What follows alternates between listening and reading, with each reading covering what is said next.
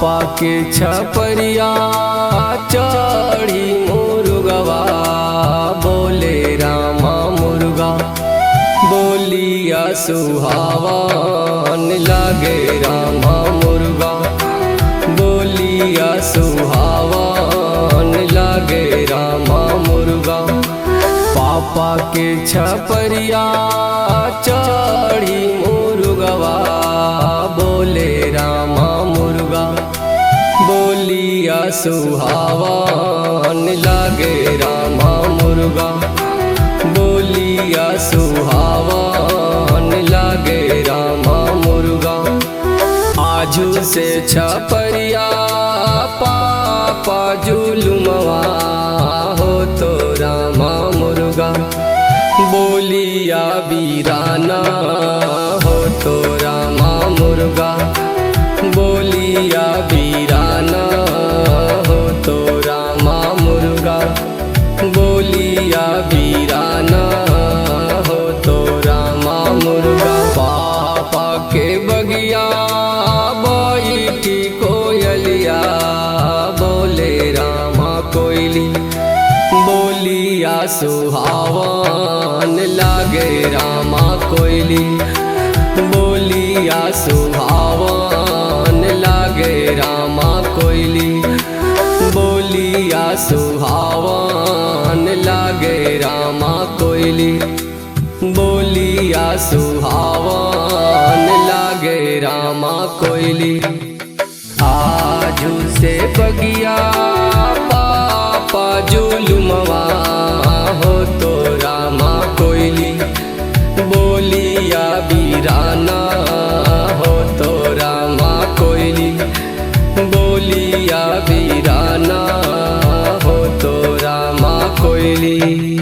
धनवा के खाखरिया नियन बापा फेंकी देला रामा काहे बेटिया बिसारी देला रामा काहे बेटिया बिसारी देला रामा काहे।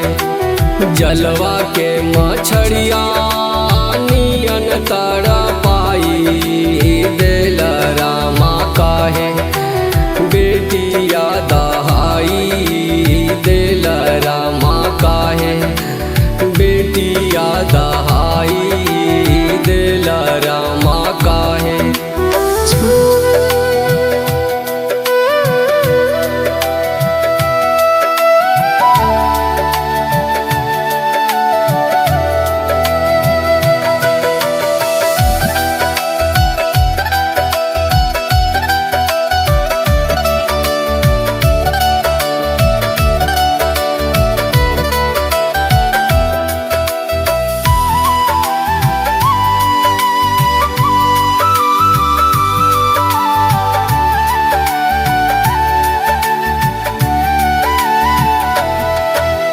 दुनिया के रीता बेटी निर्वाह कैली हो बेटी धियावा के दाना कैली हो बेटी धियावा के दाना कैली हो बेटी दुनिया के कामा कैली हो बेटी दुनिया के कामा कैली हो बेटी।